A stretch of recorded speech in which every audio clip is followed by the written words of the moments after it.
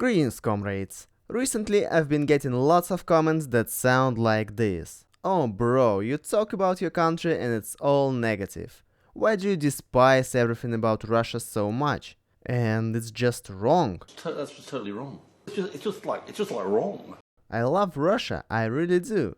So I decided to start this year on a high note. Let's call this video 10 things that are really great about Russia. Or maybe 10 reasons why Russia is the best country in the world. Or even 10 reasons why you should come here and become a Russian. I don't know, something like this. Great, let's get started. Oh, and by the way, this is my personal list, so there won't be any reasons like wow Russia so strong, or wow such army, or great leadership, the only worthy opponent for the US, because frankly I don't care about these things. Let's get going. The only reason why it is so low on my list is simply that it was much better in Soviet Union. The medicine was not only free but also more or less up to date, the hospitals had the necessary equipment and the doctors were respected people. And the patients probably haven't had to be treated in conditions like this. Nowadays, of course, you get the best medical service in private clinics, but it's still cheap. For example, for a mere $50 you can get decent tooth fillings that will last for many years. Someone even said that traveling to Russia from Netherlands to visit dentist costs less than just visiting a local dentist. Maybe it was a joke after all, I don't know.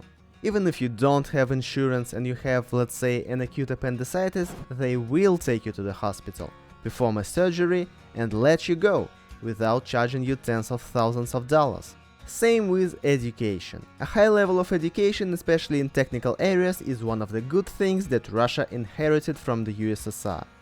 You can really get an excellent higher education in the natural or physical sciences. But I am talking only about a few top universities located mainly in Moscow and St. Petersburg. In the rest of them you can also get your education for free, but it will be just free, not free and very good. Our government spends about 3.6% of GDP on education from the budget. Personally, I would like to see that number raised to 5%. It's probably strange to hear this from someone who has made some not the most flattering videos about Hrushchevkas and communal apartments in Russia. But it's really another good thing that Russia inherited from the USSR and then successfully modified. Thanks to the privatization, the majority of our country's citizens are provided with housing. The share of housing owned by Russians is estimated at 80% nationally and 90% in Moscow. For comparison, in Germany the rate of home ownership is about 45 to 50%. Yes, the buildings are not always high quality. But even now the Russian government is really working on this, and if your house is literally falling apart, you will be given a new flat in a new house to replace the old one. Even if you live in a city in a deep Siberian taiga, 500 miles away from other cities, your apartment will be warm and bright all year round.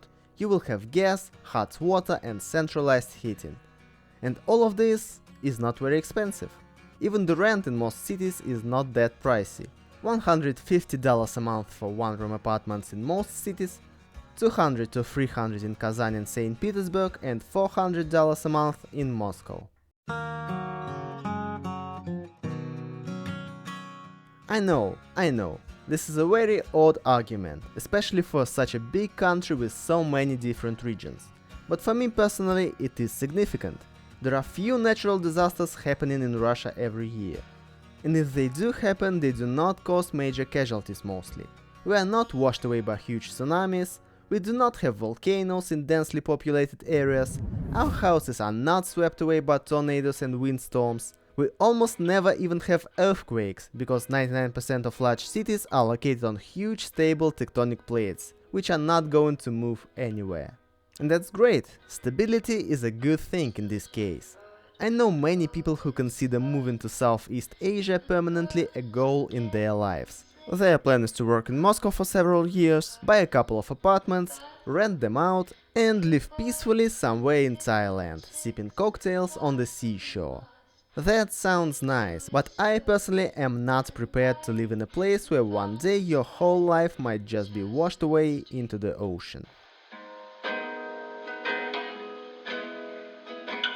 In fact, it is very difficult to describe this trait of the Russian character with any word other than the word pofigism. I'm sorry, it doesn't really translate well into English. My Australian friend once told me that they have a saying, "she'll be right, mate." And it has a similar meaning of "everything will be alright in time." I like it. I feel like this saying is very close to how Russians see the world around them. Some people can call us apathetic because of it, but it's true. Russians been through so much stuff throughout their history that they do not really care about anything anymore. And it's good, because in Russia no one really gives a damn about you. It's a special kind of freedom. You don't need to pretend that you are happy 99% of the time. You don't have to tell people, "Oh wow, it's great to see you, how was your day?" even though you couldn't care less how actually was their day. In Russia, I know that if someone is interested in my health and well-being, they really care about me. People mostly don't care how you look, what's your nationality or your social circle. You will be treated like an equal in an interaction 99% of the time, and I personally really like it. Of course, like everywhere else, there are people and places where it is dangerous to be different, where it is dangerous to stand out in some way. But personally, I don't encounter this in my daily life. Perhaps if I were not a heterosexual white male, I would cross these points out. I must point out that unfortunately it has been getting worse in recent years. There are some things now that are simply dangerous to joke about. Almost as dangerous as it was to have an opinion different from the opinion of the party in the Soviet Union. But if we don't include politics and religion, there really is some freedom in Russia. Nobody will condemn you for your views unless they are totally extremist. You won't be cancelled for something you said or done 20 years ago, even if you didn't do it. You won't be fired from your job for some stupid joke or for not supporting some government policy. Russians love jokes and know how to joke about everything around them, including themselves. And they do it despite the fact that it can be dangerous. Who do you think most jokes were about in communal kitchens in 1930s?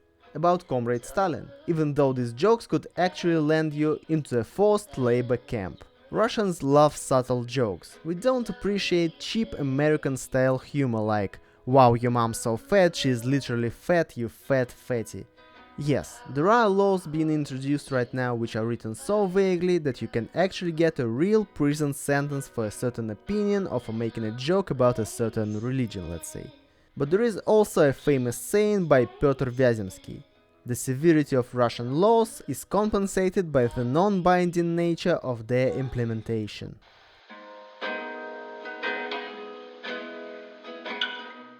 Just believe me, the service industry in Russia is very well developed. And I'm talking about both private and public services. And it doesn't cost any extra money. The only 24/7 shop within 10 miles of your house isn't some godforsaken gas station. Forget it. In any large Russian city you can find dozens of shops where you can buy anything at any time of the day or night. Do you need medication? There's a 24-hour pharmacy in any neighborhood. Taxi. 5 minutes and the car is at your doorstep. Wanna go to a club or a restaurant? You can stay out till 7 AM, they are open. Are you used to the fact that everything is closed on weekends in Europe? In Russia everything is open, every day of the week. Want to order fresh Polynesian lobsters with cellophane noodles in any sauce at 5 AM? You'll have it delivered in half an hour. Of course, this only applies to big cities, but it's a fact. Service quality is also mostly great. For example, waiters in Russia and waiters in Europe are like two different professions. In Russia they really try to provide quality service for your money. The same applies to public services. Do you need to change your driving license, open a bank account, get an international passport, send a parcel to another side of the country, arrange a real estate transaction? Everything works quickly, efficiently and cheaply. Not always, of course, but in most cases.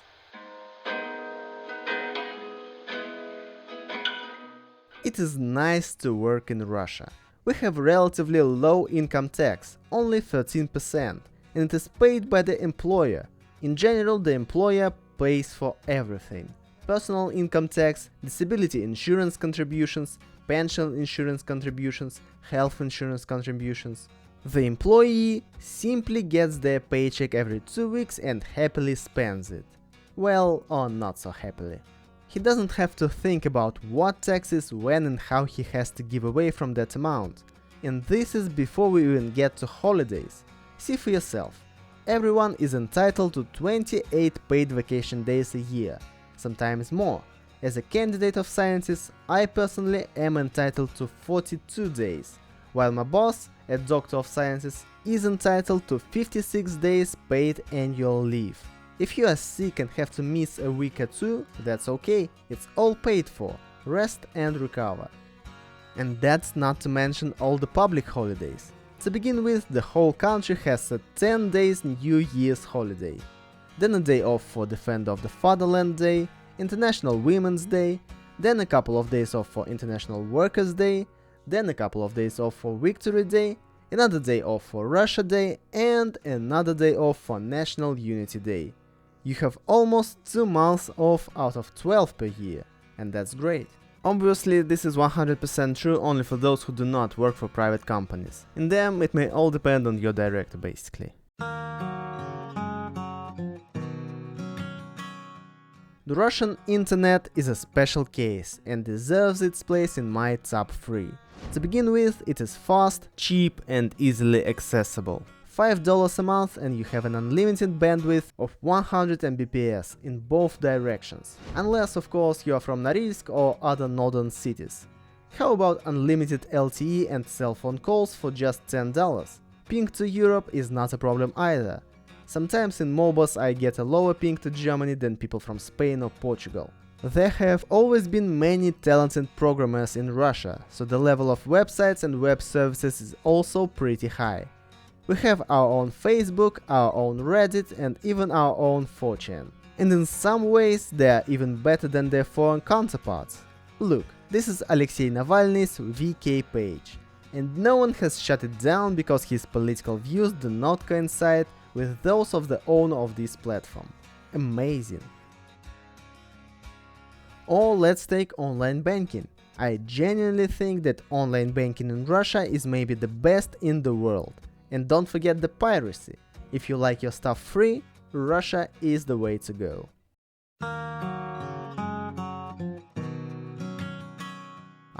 Russian culture. The rich and powerful Russian language, wonderful Russian artists, brilliant Russian theater and opera, astonishing Russian ballet, great Russian scientists, I can go on and on. I genuinely believe that in order to understand the culture of a certain country, you have to live in it for some time.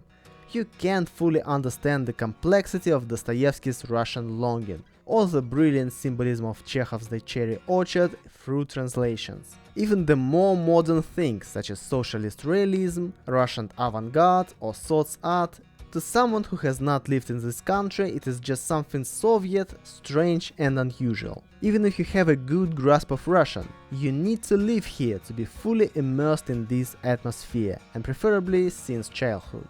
The same can be said about other countries and cultures. Even if you are a weeb with thousands of watched anime titles, you will never understand the culture of this country.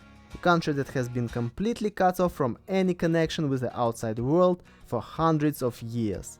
To understand Japan, you have to be Japanese. To understand Russia, you have to be Russian. But who am I kidding? Even we do not understand Russia and ourselves.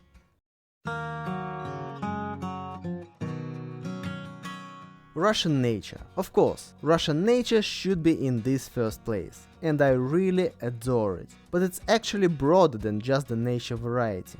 Diversity in Russia is evident not only in nature, but also in communities and in people. Yes, you can cross the Arctic Circle, see polar bears, and then board a plane and land in Sochi, under the palm trees. All of this in one day. You can watch the sunrise on the shores of the Pacific Ocean against the backdrop of volcanic hills, and then witness the sun setting in the Baltic Sea. And all this without leaving the borders of one big country. But diversity is not just about nature. It is about the juxtaposition of huge cities with millions of people and small Siberian villages of free-crooked wooden houses.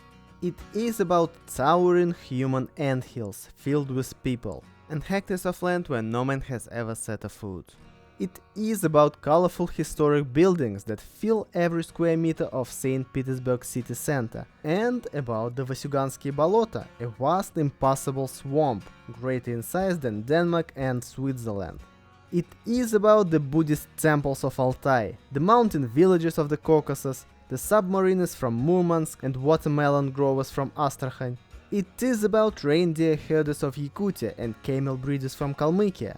There are 190 nationalities living on the territory of Russia, living for the most part in peace and harmony.